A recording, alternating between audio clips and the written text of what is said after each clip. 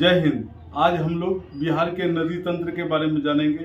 बिहार का कौन सा क्षेत्र बाढ़ग्रस्त है, बिहार का कौन सा क्षेत्र सुखाड़ग्रस्त है, बिहार की कौन सी नदियाँ किस दिशा में बहती है। आज हम लोग इस सारे नदी तंत्र के बारे में जानेंगे। तो पहला पॉइंट हम लोग याद करें कि बिहार के ठीक बीचों बीच एक नदी बहती है जिसका नाम है गंगा नदी। यह बिहार को दो हिस्सा करती है। यह गंगा नदी उत्तर का उत्तरी बिहार, नीचे वाला दक्षिणी बिहार। यदि देखा जाए तो यह बिहार के ठीक 12 जिले से सट कर बहती है गंगा नदी। 6 जिला ऊपर, 6 जिला नीचे, है ना। तो ये पॉइंट पहला याद रखना है कि बिहार का बीचों बीच बहती है गंगा नदी। यह बिहार का पवित्र नदी है। ऐसे भारत का भी पवित्र नदी गंगा ही है। दूसरा नदी हम लोग यहाँ देखेंगे। यह नदी जो है पश्चिमी चंपारण होता हुआ सीधे जाकर पटना के पास मिलती है। यही नदी है गंडक नदी। इसे हम लोग बड़ी गंडक बोलते हैं, बड़ी गंडक, है ना। यह बिहार के पश्चिमी चंपारण में प्रवेश करती है। इधर आपको मिलेगा एक जगह वैशाली में हाजीपुर है। हाजीपुर के समीप जाकर ये पटना में मिल जाती है। तो ये दूसरा नदी जान लिए। तीसरा नदी हम लोग जानते हैं इधर से उत्तर प्रदेश के रास्ते। पहले यह नदी नेपाल से आती है, नेपाल से उत्तर प्रदेश से होते हुए बिहार में प्रवेश करती है। उत्तर प्रदेश में अयोध्या के पास इसे सरयू नदी के नाम से जाना जाता है। लेकिन बिहार में जैसे ही ये प्रवेश करती है, इस नदी को घाघरा नदी कहा जाता है। यह मात्र बिहार के केवल 2 ही जिले से होकर बहती है, घाघरा नदी। तो हम लोग 3 नदी के बारे में जान लिए। अगला नदी बिहार के उत्तर में और पूरब से कोने से एक नदी किशनगंज के रास्ते आती है और जाकर अंत में गंगा नदी में मिल जाती। महानंदा नदी बिहार के यह 3 जिले से होकर बहती है, किशनगंज, पूर्णिया, कटिहार। इसमें अररिया को शामिल कर दे तो यह हो जाता है सीमांचल। तो अब तक हम लोग कितने नदी जान लिए? एक गंगा, 2 में जान लिए हम लोग बड़ी गंडक, तीसरा घाघरा और चौथा महानंदा। अब हम लोग 5वां नदी के बारे में जाने। एक नदी नेपाल के रास्ते नाचते वस्ते यह सीधे आकर बिहार में जाकर गंगा से मिल जाती है। यही नदी है कोसी नदी। कोसी नदी, इसे बिहार का शोक नदी कहा जाता है। इस नदी को नेपाल में नेपाली लोग इसे सप्तकोशी के नाम से जानते हैं।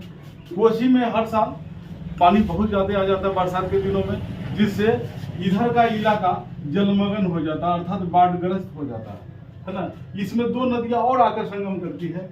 एक का नाम है, इधर से आती है और एक को थोड़ा आगे हटकर आती है। ये का नाम है कमला और दूसरा का नाम है बागमती। प्रश्न, कोसी के सहायक नदी कौन है? तो हम लोग को याद रखना कमला और बागमती। सहायक अर्थ होता है वैसी नदियाँ जो अपना जल किसी अन्य नदी को दान कर दे, वैसी नदी को हम लोग सहायक नदी कहते हैं। तो अक्सर यहाँ देखा जाए कि इधर की नदियाँ अभी देखा, जैसे यहाँ पर महानंदा, यह उत्तर से दक्षिण की तरफ बह रही है। कोसी उत्तर से दक्षिण की ओर, कमला उत्तर से दक्षिण, इधर बागमती उत्तर से दक्षिण। यहाँ भी देखा जाए गंडक उत्तर से दक्षिण, और यहाँ घाघरा यह भी उत्तर से दक्षिण। नदियाँ इस बात की गवाही देती है कि इधर की भूमि, इधर जो नेपाल साइड की भूमि है, ये ऊंची है और ये गंगा जो है ये नीची है। तभी तो पानी ऊंचा से नीचा की ओर बढ़ रहा है। यानी बिहार का उत्तरी भाग ऊंचा है और बीच वाला भाग गहरा है। इस तरह गड्ढा टाइप का, जैसे नाली बनाते हैं खेतों में गड्ढा रहता है, उसी तरह का है ना है।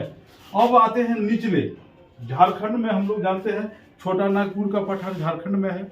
और इधर चल जाएंगे मध्य प्रदेश की तरफ तो आप लोग को विंध्याचल पर्वत, अन्य पर्वत आप लोग को मिलेगा। तो यह पठार जो होता है ये ऊंचा होता है।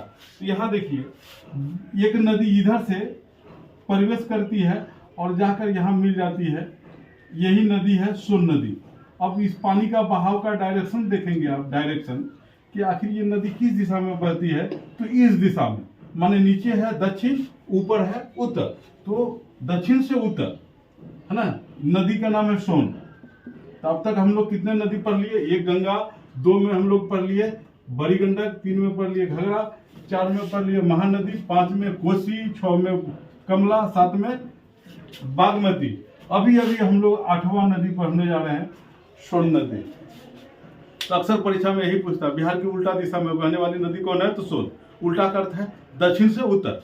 बाकी सभी नदियां उत्तर से दक्षिण बह रही थी, लेकिन यह नदी दक्षिण से उत्तर बह रही है, क्योंकि दक्षिणी भाग एक नीचे जो झारखंड से सटा है नीचे वाला, ये ऊंचा है और ये नीचा है, तभी तो ऊंचा से पानी गड़क कर नीचे की ओर जा रहा है।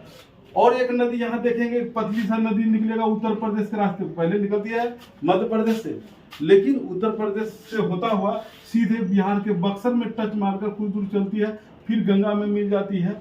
इसे करमनासा के नाम से जाना जाता है, इसको हम नाम देते हैं 9 नंबर करमनासा। इसे आप करमफुटा नदी भी बोल सकते हैं, है ना, करमफुटा या करमनासा। किताब में आप एटलस में देखेंगे तो करमनासा होगा।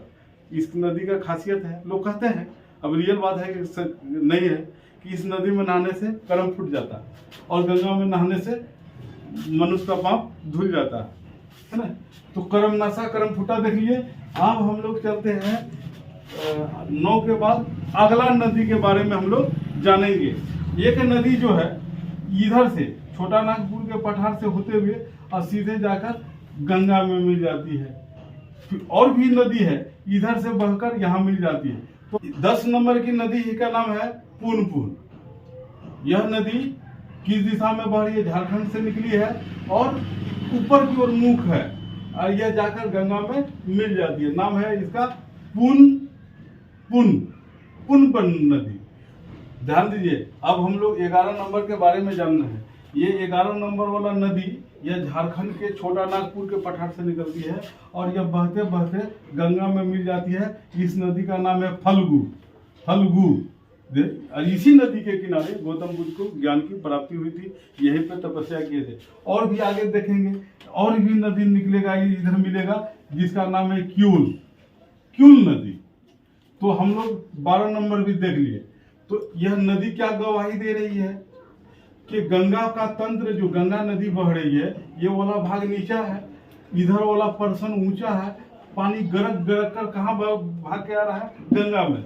और इधर झारखंड साइड में हम देख रहे हैं, इधर की नदियां बह बह कर कहाँ जा रही है, गंगा में। तो इससे साबित होता है कि बिहार का ठीक भी गड्ढा टाइप का है और दोनों किनारे में ऊंचा टाइप का है गड्ढा। अच्छा, गंगा के ये जो भाग जो नेमा है, जब बरसात के सीजन आती है, यही सब भाग में पानी क्या हो जाता है, जमा हो जाता है और इसी क्षेत्र को दियरा क्षेत्र कहा जाता है। परीक्षा पूछता है गंगा के दियरा क्षेत्र में कौन चीज का खेती होता है, तो याद रखें गंगा के दियरा में मकई का खेती होता है, तंबाकू का खेती होता है, केला का खेती होता है। इसमें तंबाकू सबसे ज्यादा उत्पादन होता है, परीक्षा में कई बार पूछा है ना। और साथ ही साथ दियरा के खेती में याद रखना है, दियरा क्षेत्र में धान की भी खेती होती है। यह कहाँ है, गंगा के ऊपरी भाग में। अब हम लोग जानेंगे बिहार का कौन सा क्षेत्र सूखाग्रस्त है। तो ये भी याद रखिए, बिहार में एक ही जगह पठार है जिसे कहा जाता है गया का पठार। इसमें 3 जिले आते हैं। आप यहाँ पर जब मानचित्र तो पढ़ाए थे तो इसमें देखे होंगे, इसमें एक औरंगाबाद, गया और इधर रोहतास था। यही विंध्याचल पर्वत, जब भारत का मानचित्र पढ़ेंगे जब बताया जाएगा, तो विंध्याचल का एक भाग जो है ये यहाँ पर पहुँच गया है, बिहार के 3 जिले में प्रवेश कर गया है। तो यही भाग क्या है, पठार है। इसे गया का पठार कहते हैं। यह ऊंचा है और जिसकी वजह से यहाँ मन हमेशा सूखाग्रस्त रहता है। ध्यान दीजिए, पठार पर कभी बाढ़ का पानी नहीं प्रवेश कर सकता है, जबकि गड्ढा भाग रहेगा, मैदानी भाग रहेगा, वहाँ बाढ़ का पानी फैल जाएगा। लेकिन यह भाग जो है काफी ऊंचा है, रोहतास, औरंगाबाद, गया। ये कौन सा पठार है, इसे गया का पठार कहते हैं। किस पहाड़ का भाग है, तो विंध्याचल पर्वत का भाग है।